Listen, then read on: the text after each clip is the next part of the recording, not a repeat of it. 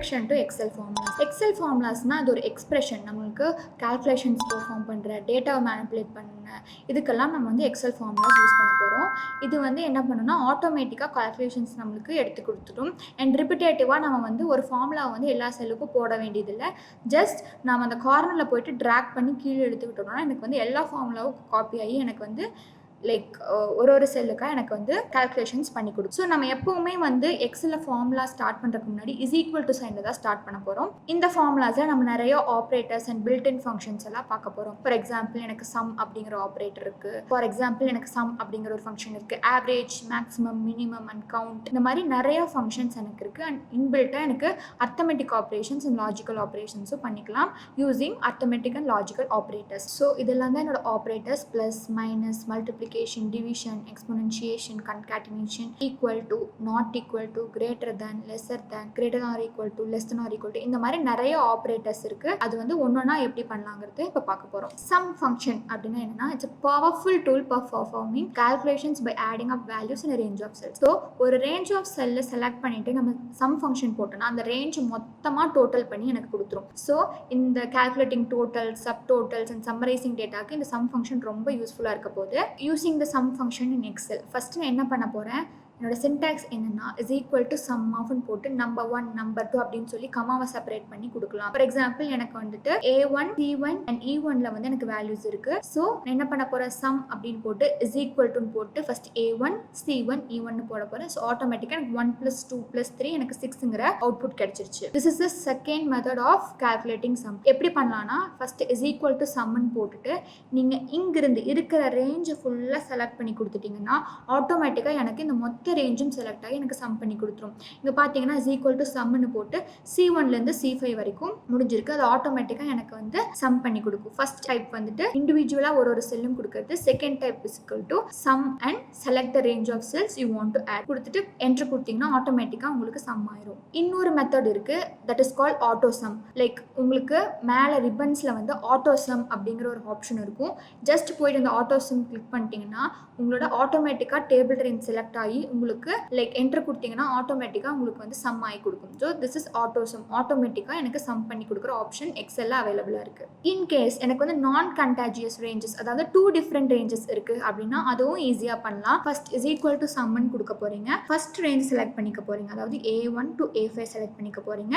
Comma எனக்கு வந்து பிங்கிற ரோவில் எனக்கு வேல்யூஸே இல்லை, சிங்கிற அதாவது தேர்ட் காலம் தான் எனக்கு வேல்யூஸ் இருக்குது. ஃபர்ஸ்ட் ஏங்கிற ரோல் எனக்கு ஃபர்ஸ்ட் ரோ அப்படிங்கிற இதில் தான் வந்து எனக்கு வேல்யூஸ் இருக்குது. செகண்ட் ரோவில் எனக்கு வேல்யூஸ் இல்லை, தேர்ட் ரோவில் தான் வேல்யூஸ் இருக்குது. அப்படிங்கும்போது நீங்கள் 2 டிஃப்ரெண்ட் ரேஞ்சஸையும் கொடுத்துக்கலாம். ஃபஸ்ட்டு A1 to A5 கொடுத்துட்டு தென் நீங்கள் வந்து C1 சம்மிங் நான் கண்டாஜியஸ் ரேஞ்சஸ், அதாவது 2 டிஃப்ரெண்ட் ரேஞ்சஸில் நம்ம சம் பண்ணிக்கலாம். இங்கே பார்த்தீங்கன்னா எனக்கு ஃபர்ஸ்ட் ரோவில் வேல்யூஸ் இருக்குது, செகண்ட் ரோவில் வேல்யூஸ் இல்லை, தேர்ட் ரோவில் வேல்யூஸ் இருக்குது. ஸோ நீங்கள் என்ன பண்ணால் போதும், ஜஸ்ட் இந்த ரேஞ்சையும் இந்த ரேஞ்சையும் கொடுத்தீங்கன்னா ஆட்டோமேட்டிக்காக எனக்கு மொத்த வேல்யூஸும் எனக்கு ப்ளஸ் ஆகி ஆட்டோமேட்டிக்காக எனக்கு சம் கொடுத்துரும். நெக்ஸ்ட் மினிமம் அண்ட் மேக்ஸிமம் எப்படி கண்டுபிடிக்கிறது ஒரு டேட்டா செட்ஸில் அப்படின்னு நம்ம பார்க்க போகிறோம். ஸோ ஃபர்ஸ்ட் மினிமம்னா என்ன, ஒரு மொத்த டேபிள் இருக்க ரேஞ்சில் மினிமம் வேல்யூ எது, மேக்ஸிமம்னா மொத்த டேபிள் ரேஞ்ச் ஒரு டேட்டாவில் வந்து எனக்கு வந்து மேக்ஸிமம் வேல்யூ எது அப்படிங்கிறத கண்டுபிடிக்கிறதா மினிமம் அண்ட் மேக்ஸ். ஸோ எக்ஸல்ல எனக்கு வந்து min அப்படிங்கிறதா மினிமம் ஃபங்க்ஷன், max அப்படிங்கிறதா என்னோட maximum function. Basic minimum and maximum functions என்னோட சின்டாக்ஸ் என்ன, சம் மாதிரி min போடுவீங்க. என்னோட நம்பர் 1, நம்பர் 2, அதாவது ஒரு வேல்யூஸ் இருக்க டேட்டாஸை வந்து கமாஸால செப்பரேட் பண்ணுவோம். நெக்ஸ்ட் அதே மாதிரி மேக்ஸிமம் கண்டுபிடிக்கிறோம், அதே மெத்தட் தான். இது வந்து ஃபார் எக்ஸாம்பிள் எனக்கு வந்துட்டு A1ல இருக்கு, C1ல இருக்கு, E1ல இருக்கு. ஸோ நான் என்ன பண்ணிடுவேன், minன்னு போட்டுட்டு இந்த 3 செல்லையும் செலக்ட் பண்ணிட்டேன்னா ஆட்டோமேட்டிக்காக இந்த 3 செல்ல எது எனக்கு மினிமம் வேல்யூ எனக்கு அதை எடுத்து கொடுத்துரும். ஸோ 2ங்கிறது தான் எனக்கு மினிமம் வேல்யூ, எனக்கு 2 எடுத்து கொடுத்துருச்சு. அதே மாதிரி மேக்ஸிமம் போட்டுட்டு அந்த 3 செல்லையும் கமாவால் செப்பரேட் பண்ணிட்டு என்டர் கொடுத்தீங்கன்னா உங்களுக்கு இந்த 3 செல்ல 9 தான் மேக்ஸிமம் வேல்யூ. ஸோ உங்களுக்கு வந்து 9ங்கிற மேக்ஸிமம் வேல்யூ எடுத்து கொடுத்துரும். செகண்ட் மெத்தட் என்ன, minன்னு போட்டுட்டு அந்த ரேஞ்சையே செலக்ட் பண்ணுவோம். இன்கேஸ் எங்கிட்ட வந்து C1லேருந்து C5 வரைக்கும் ஒரு ரேஞ்ச் இருக்குது, நான் வந்து இதில் மினிமம் கண்டுபிடிக்கணும். ஸோ minன்னு போட்டு இந்த C1 to C5 ரேஞ்சை செலக்ட் பண்ணால் ஆட்டோமேட்டிக்காக இந்த ரேஞ்சில் எனக்கு எது மினிமம் வேல்யூ எடுத்து கொடுத்துரும். இதே மாதிரி மேக்ஸ்ன்னு போட்டுட்டு எனக்கு எந்த ரேஞ்ச் செலக்ட் பண்ணுமோ அந்த ரேஞ்ச் செலக்ட் பண்ணிட்டு கொடுத்துட்டேன்னா எனக்கு அந்த ரேஞ்சில் எது மேக்ஸிமம் வேல்யூ அந்த ரேஞ்சில் இருக்க மேக்ஸிமம் வேல்யூ எனக்கு வந்து ஆட்டோமேட்டிக்காக ரிட்ரீவ் பண்ணி கொடுத்துரும். This the second method. Third method என்ன, ஆட்டோ சம் பார்த்த மாதிரி ஆட்டோமின் ஆட்டோமேக்ஸ்ங்கிற ஆப்ஷன் இருக்கு. அது எப்படி பார்க்கறதுன்னு பார்க்கலாம். ஆட்டோமின் அண்ட் ஆட்டோமேக்ஸ். ஸோ நம்ம வந்து என்ன பண்ண போறோம், போயிட்டு ஹோம் டேப்ல எனக்கு வந்து ஆட்டோ சம்ல இருக்க சம்முக்கு கீழே வந்து எனக்கு வந்து எடிட்டிங் குரூப்ல ஆட்டோமின் அண்ட் ஆட்டோமேக்ஸ்ங்கிற ஃபங்க்ஷன் இருக்கும். ஸோ ஜஸ்ட் அதை போய் கிளிக் பண்ணிட்டு எனக்கு மேக்ஸ் ஆர் மீன் செலக்ட் பண்ணிட்டு எந்த ஆவரேஜ் செலக்ட் பண்ணும் அப்படின்னு சொல்லிட்டு நீங்க கிளிக் பண்ணீங்கன்னா ஆட்டோமேட்டிக்கா மினிமம் மேக்ஸிமம் கிடைச்சிரும். இன்கேஸ் நான் வந்து ரேஞ்ச் செலக்ட் பண்ண மாட்டேன், ஜஸ்ட் கிளிக் பண்ணி எனக்கு வந்து ஆன்சர் கிடைக்கும் அப்படின்னா நீங்க வந்து இந்த டேபிளுக்கு பிலோ செல் கிளிக் பண்ணிட்டு ஆட்டோமின் ஆட்டோமேக்ஸ் ஆட்டோசம் கொடுத்துட்டீங்கன்னா ஆட்டோமேட்டிக்கா அந்த டேபிள் ரேஞ்ச் செலக்ட் ஆயிட்டு உங்களுக்கு இது அப்ரோப்ரியேட்டான வந்து அக்ரிகேட் கிடைச்சிடும். Next count function. Count function என்ன பண்ண போகுதுன்னா நம்மளோட ரேஞ்சில் இருக்க நியூமரிக் என்ட்ரிஸை வந்து கவுண்ட் பண்ணி கொடுக்க போகுது. இஸ் ஈக்குவல் டு கவுண்ட்னு போட்டுட்டு எந்தெந்த செல்ல உங்களுக்கு என்ட்ரிஸ் இருக்கும் அந்தந்த செல்லை நீங்க கிளிக் பண்ணிட்டீங்கன்னா ஆட்டோமேட்டிக்கா எனக்கு வந்து எவ்வளோ கவுண்ட் இருக்கு அப்படின்னு எடுத்து கொடுத்துரும். இது வந்து ஃபர்ஸ்ட் மெத்தட், கமாவால செப்பரேட் பண்ணி நம்ம கவுண்ட் பண்றது. ஸோ A1 C1 E1 அப்படின்னு சொல்லி செப்பரேட் பண்ணிட்டீங்கன்னா உங்களுக்கு ஆட்டோமேட்டிக்கா 3 நம்பர்ஸ் இருக்கு, அதனால கவுண்ட் 3 காமிச்சிருக்கு. செகண்ட் மெத்தட் என்ன, இஸ் ஈக்குவல் டு கவுண்ட்னு போட்டுட்டு லைக் அந்த மொத்த செல் ரேஞ்சை செலக்ட் பண்ணிட்டு என்டர் கொடுத்தீங்கன்னா லைக் நியூமரிக் வேல்யூஸ் இருக்கு என்ட்ரிஸ் இருக்க செல் எல்லாமே கவுண்ட் பண்ணி உங்களுக்கு ஃபைன் கொடுத்துரும். இங்க பாத்தீங்கன்னா எனக்கு வந்து D1 இருந்து D6 வரைக்கும் எனக்கு வந்துட்டு என்ட்ரிஸ் இருக்குன்னு சொல்லியிருக்கேன். பட் மார்க்ஸ்ங்கிறது வந்து எனக்கு வந்து நியூமரிக் என்ட்ரி கிடையாது. ஸோ ஆட்டோமேட்டிக்கா எனக்கு என்ன பண்ணிடுச்சு, ஜஸ்ட் நியூமரிக் என்ட்ரிஸ் கவுண்ட் பண்ணி எனக்கு ஃபைன் கொடுத்துருக்கு. கரெக்டா? இதுதான் வந்து கவுண்ட் ஃபங்க்ஷன் பண்ண போகுது. ஜஸ்ட் நியூமரிக் என்ட்ரிஸ் எவ்வளோ அப்படிங்கிறத கவுண்ட் பண்ணி எனக்கு கொடுக்கும், எக்ஸ்க்ளூடிங் த headers R text function. Third method என்ன, நம்ம ஆட்டோசம் ஆட்டோமின் ஆட்டோமேக்ஸ் கண்டுபிடிச்ச மாதிரியே ஆட்டோ கவுண்ட்ங்கிற ஆப்ஷன் இருக்கு. ஹோம் டேப்ல எடிட்டிங் குரூப்ல போயிட்டீங்கன்னா ஆட்டோ கவுண்ட் நம்பர்ஸ் அப்படிங்கிற ஒரு ஆப்ஷன் கிளிக் பண்ணிக்கணும்.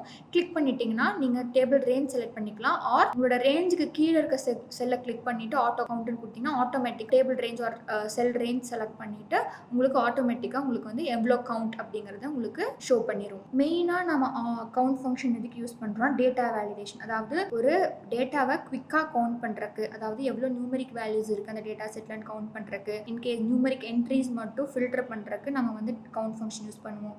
And ensure the data integrity of data sets by confirming the presence of expected numeric values. அதாவது குவாலிட்டி அஷூரன்ஸ்க்கு, ஃபில்டரிங் டேட்டாக்கு, டேட்டா வேலிடேஷனுக்கு, இந்த மாதிரி நிறையா ஜோனஸில் வந்து நம்ம வந்து கவுண்ட் ஃபங்க்ஷன் யூஸ் பண்ண போகிறோம்.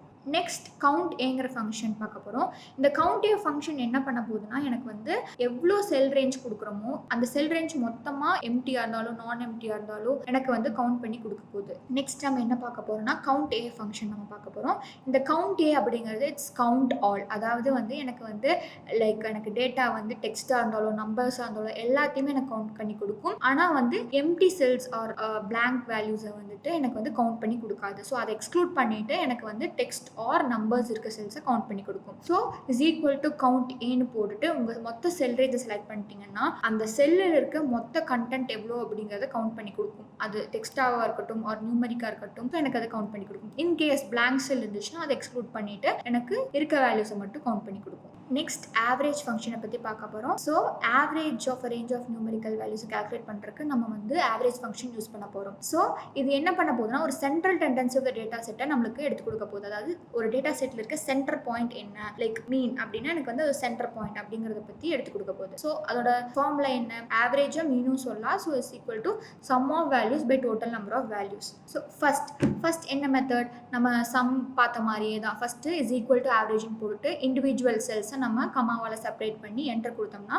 அந்த மொத்த செல்லோட, அதாவது செலக்ட் பண்ண செல்லோட ஆவரேஜ் கிடைச்சிரும். இதுதான் வந்து ஃபர்ஸ்ட் மெத்தட். செகண்ட் மெத்தட் என்ன, அந்த மொத்தம் டேபிள் ரேஞ்சு, அதாவது செல் ரேஞ்சை செலக்ட் பண்ணுவோம். ஸோ செகண்ட் மெத்தட் என்ன, அதாவது எனக்கு வந்து ஆவரேஜ் மார்க்ஸ் கிடைக்கணும் அப்படின்னா இஸ் ஈக்குவல் டு ஆவரேஜ்னு போட்டுட்டு நான் C2லேருந்து C6 வரைக்கும் நான் செலக்ட் பண்ணேன்னா எனக்கு அந்த மொத்த மார்க்ஸோட ஆவரேஜ் கிடைச்சிரும். அண்ட் இந்த நெக்ஸ்ட் மெத்தட் இஸ் ஆட்டோ ஆவரேஜ்னு ஒரு ஆப்ஷன் இருக்குது. ஸோ போயிட்டு அந்த செல்லுக்கு கீழே கிளிக் பண்ணிட்டு ஆட்டோ ஆவரேஜ் கிளிக் பண்ணிட்டீங்கன்னா ஆட்டோமேட்டிக்காக எனக்கு என்ன பண்ணிடும், டேபிள் ரேஞ்ச் அதாவது செல் ரேஞ்ச் செலக்ட் பண்ணிட்டு எனக்கு வந்து ஆட்டோமேட்டிக்காக எனக்கு ஆவரேஜ் எடுத்து கொடுத்துரும். இதுதான் வந்து 3 types of finding average in Excel. Average ஃபங்க்ஷன்ஸோட பெனிஃபிட்ஸ் என்னன்னா வந்து இது சென்ட்ரல் டெண்டன்சின்னு சொல்லுவோம். எப்படி வந்து டேட்டா ஸ்ப்ரெட் ஆயிருக்கு ஆர் எப்படி வந்து டேட்டா செட் ப்ரெசென்ட் ஆயிருக்கு அப்படிங்கறத பத்தி நம்ம வந்து கண்டுபிடிக்கலாம் யூசிங் சென்ட்ரல் டெண்டன்சி. அண்ட் நம்ம வந்து டேட்டா கம்பேர் பண்ணலாம். ஃபார் எக்ஸாம்பிள் ஒரு டிஃபரன்ஸ் டேட்டா செட்ஸ்ல எப்படி வந்து ஒரு டேட்டா வந்து ஆவரேஜ்ல இருந்து தள்ளி போயிருக்கா, ஆவரேஜ் கிட்ட இருக்கா ஆர் ஆவரேஜுக்கு ஜாஸ்தியா இருக்கா அப்படிங்கறத வந்து கம்பேர் பண்ணி கண்டுபிடிக்கலாம். அண்ட் ட்ரெண்ட் அனாலிசிஸ்க்கு ரொம்ப யூஸ்ஃபுல்லா இருக்கும். ஃபார் எக்ஸாம்பிள் இன் ஃபியூச்சர் நம்ம ட்ரெண்ட் எப்படி போகுது, லைக் பேட்டர்ன்ஸ் எப்படி போகுது, அந்த மாதிரி விஷயங்களுக்கு நம்ம வந்து ஆவரேஜ் வச்சு நம்ம கண்டுபிடிக்கலாம்.